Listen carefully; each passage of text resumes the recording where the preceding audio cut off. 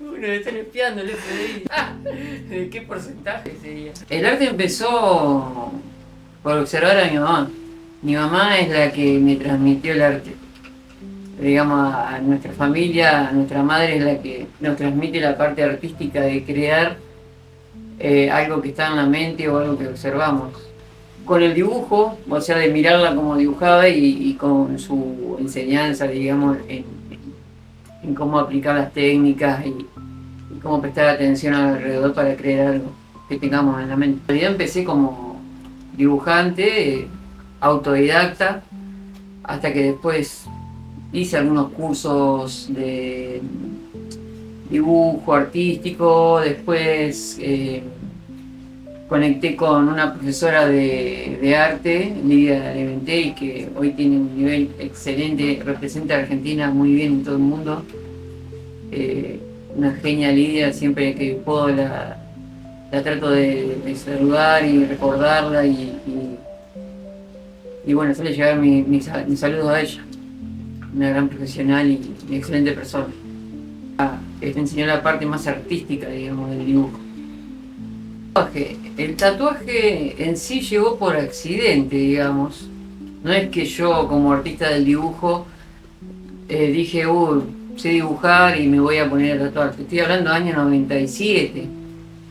Internet estaba muy bajo nivel, no era algo como ahora que está todo al alcance de un clic. Era todo mucho más casero, tenías que viajar, buscar una revista, mirar alguna foto de algo. No había como hoy todas estas aplicaciones y cosas para buscar, ni siquiera las máquinas, ni los elementos, ni nada de eso. Pero en sí me llegó por accidente porque yo siempre dibujé, pero en un momento, en mi primer trabajo, después de salir del secundario, de la escuela industrial, que vivo acá cerca, en mi primer mes de trabajo, como primer trabajo en una fábrica, sufro un accidente en el cual perdí parte de mis dedos.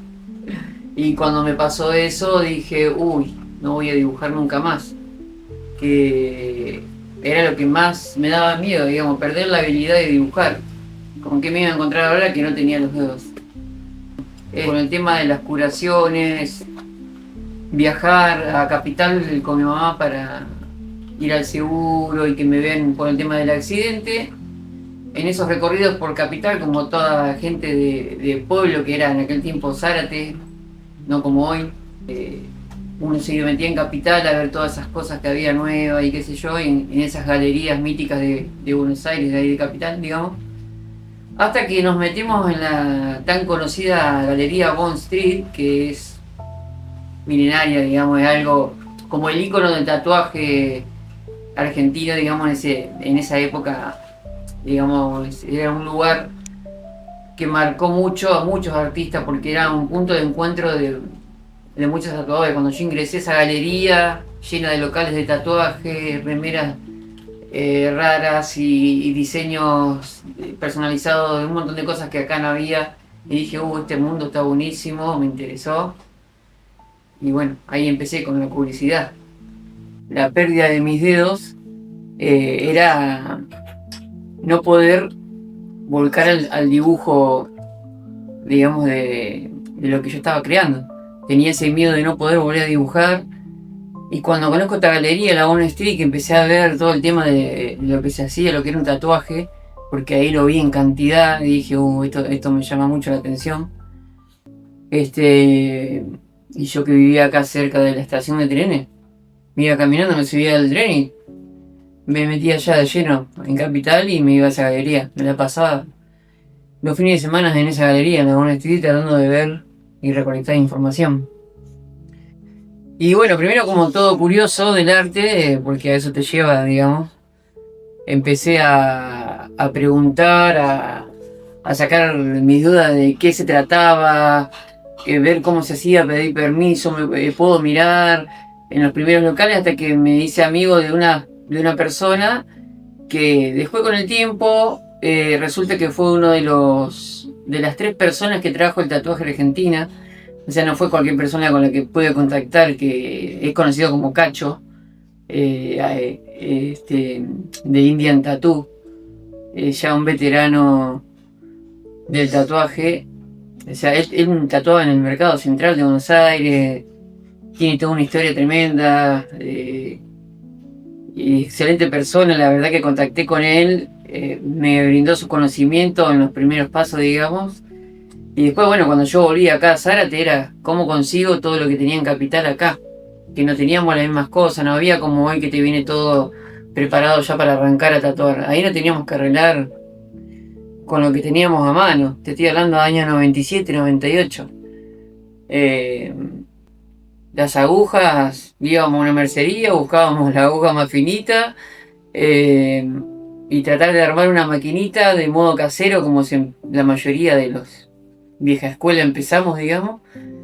Este, y así, bueno, de a poco chusmeando con curiosidad, tratando de aprender cómo armar una máquina, hacerla funcionar, que pueda pinchar y que la línea quede y ver qué pasaba, porque tampoco lo hacíamos, no había curso, no había nada. Lo que aprendíamos era mirando y buscando una revista y ver qué podíamos hacer con eso poco que sabíamos, digamos. Y nada, yo me viajaba allá y me chumeaba un poco, preguntaba y volvía con eso que había visto y trataba de replicarlo acá. Después logro conectar con Oscar Baroni acá, que era uno de los principiantes, digamos, de, de los primeros que tuvieron locales acá en Zárate, de tatuajes. Y él, digamos, me dio alguna referencia de algunas cosas. Y después, con esa información, más que ya en el año 2000 empezaron con las convenciones de tatuaje en Argentina. Fui a las primeras que se hicieron acá en Argentina, en Capital, y eso me abrió la cabeza de una manera tremenda porque veía el tatuaje del lado europeo avanzado 100 años con nosotros, y cuando vi todo ese avance dije, no, esto es una locura, tengo que meterle. Y de a poco empezó como un hobby, y ese hobby, digamos, ese uso de la máquina y el dibujo con la máquina, de a poco me fue dando mi motricidad fina y adaptando esta falta de mis pulgares, que no la tengo, para poder readaptarme al dibujo y digo cómo utilizar esta máquina para poder crear lo que yo hacía en un cuadro, en una pintura, en una piel. Y entender qué pasaba con eso, ¿no? O sea, con esa piel, con esa persona. ¿Qué partes? En sí, la falange que me quedó la tuve que redactar buscando la manera de recuperar la fuerza de mi mano, porque yo estuve casi un año sin poder utilizar mis pulgares, manejándome con 8 dedos, aprendiendo a agarrar las cosas así, hasta que me pude ir recuperando de a poco. Y nada, empecé a tratar de hacer ejercicios, a agarrar cosas chicas, un lápiz. Me acuerdo que lo primero que hice fue dibujar. Cuando me sacaron los vendajes de las manos, que pude empezar a tener la movilidad, lo primero que hice fue agarrar un lápiz y hacer un dibujo. Y en ese tiempo había un cómic muy conocido acá en Argentina llamado Cazador. Y dibujé a ese personaje en el guardapolvo de José, de uno de mis hermanos. Y me salió bastante bien y dije, bueno, listo, puedo continuar. Eso me dio como la seguridad de que yo podía. De que esto no me iba a detener, mi falta de mis dedos no me iba a frenar con esta nueva experiencia que estaba teniendo del tatuaje. Y volver a dibujar otra vez como ya lo hacía. Así que, bueno, empecé practicando directamente en mí, porque ahí no había curso, como dije, no teníamos ninguna enseñanza de nada, o sea, era probar en algo, en lo que sea. Así que yo empecé a practicar conmigo, con mis hermanos, con amigos y así. O sea, aprendiendo también cómo armar las agujas en la varilla para poder armar en la máquina, para saber más o menos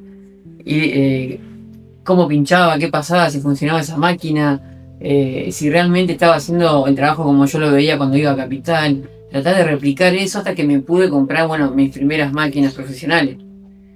Y de a poco, bueno, fui subiendo ese nivel de hobby, digamos, y en el 2006, en un evento que organiza Oscar Barone por la costanera de acá de Zárate, era Tedeum todavía en ese momento, creo, ese local. Y convocan a unos muchachos de Merlo, estaba en ese entonces Henry Anglas trabajando en un estudio ahí con Nicolás Boas.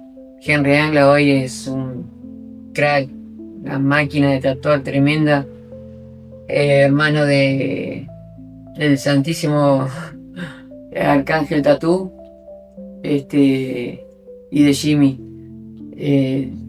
Tres referentes del tatuaje que pude conocer y compartir con ellos un montón de cosas. De Henry, bueno, tengo una de sus máquinas, que la verdad que tiene mucha historia. Y bueno, lo conozco a este chico también, Nicolás Bogás, un excelente profesional, que él me hizo este tatuaje del Buda que está acá. Bueno, alrededor lo agregó Lorien para completar lo de la pierna, pero la parte del Buda con la flor me lo hizo Nico. Y cuando yo vi este trabajo dije, este muchacho tiene excelente calidad de laburo, es muy bueno, lo voy a empezar a seguir. Y bueno, y así fue.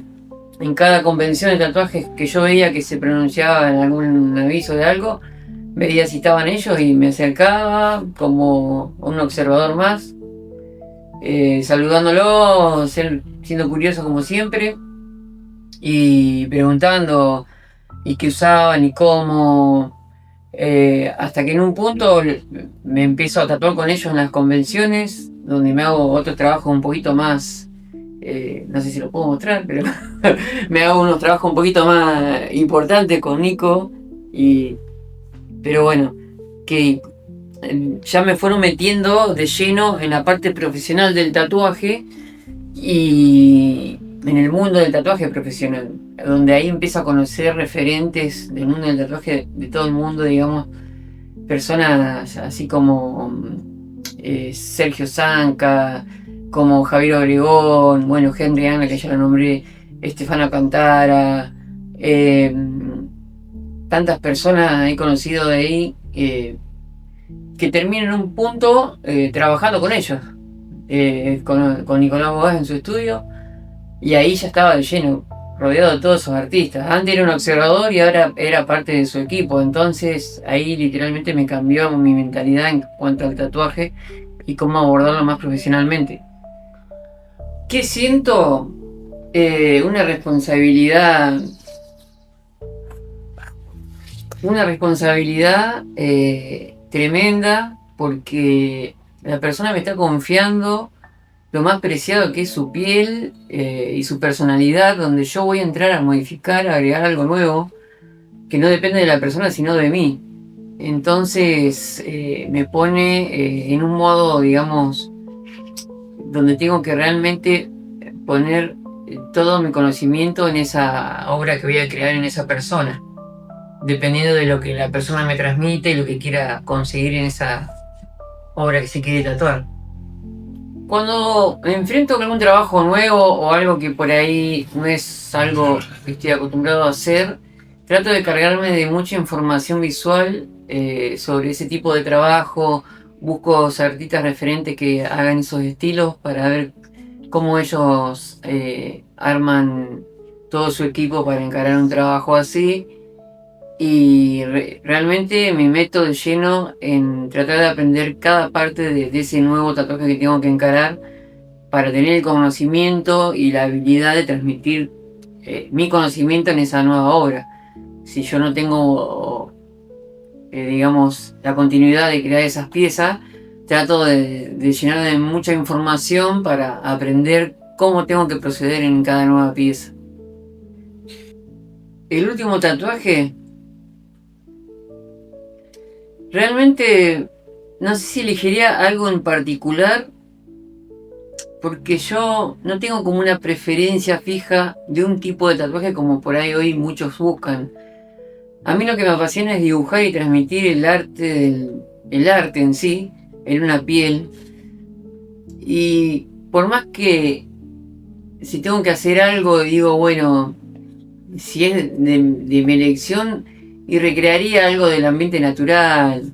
Me encantan los insectos, o sea, me encantan esas piezas de la naturaleza tan elaboradas.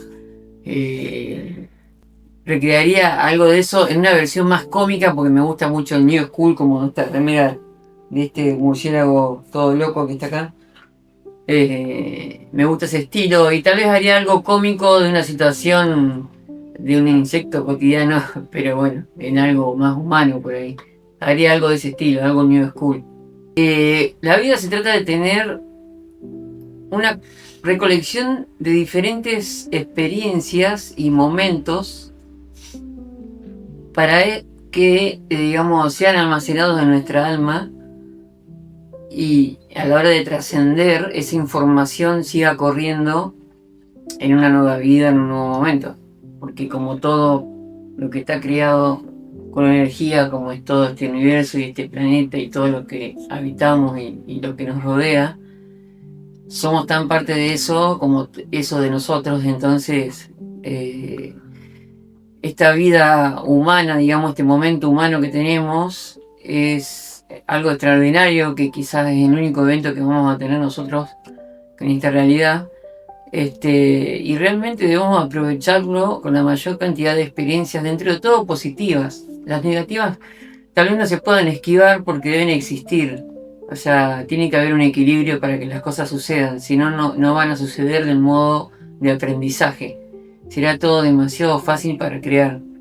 Entonces tenés que tener eventos a veces desafortunados para entender cómo actuar la próxima vez que te encuentres en el mismo momento, porque eso es lo que hace el universo este maravilloso, ¿no? Te vuelve a la misma escena, por más que estés en tu mejor momento vas a tener una situación X nuevamente ahí presente. Y en el día a día, por lo mismo, digamos que es, por más que parezcan los días iguales, todos los días son diferentes, nada más que a veces no nos detenemos a percibirlo en qué cambió. Pero todos los días siguen siendo diferentes porque son únicos, porque el tiempo está avanzando, ¿no? Como todo en la vida, hasta que dejamos de existir. Entonces ese día a día también es importante de esa carga de experiencias y de información que nos rodea desde que nos despertamos, digamos, hasta que nos vamos a dormir. Y los sueños seguimos, ¿no? Porque no se corta. Por ahí algunos podemos tener más retención o memoria de algo que soñamos y otros no, pero el cerebro nunca para. No es que se detiene en un punto y listo, ¿no? Sigue andando desde el día que nace hasta que retoma su vida energética, digamos. ¿Qué le diría a ese Gaby niño? Y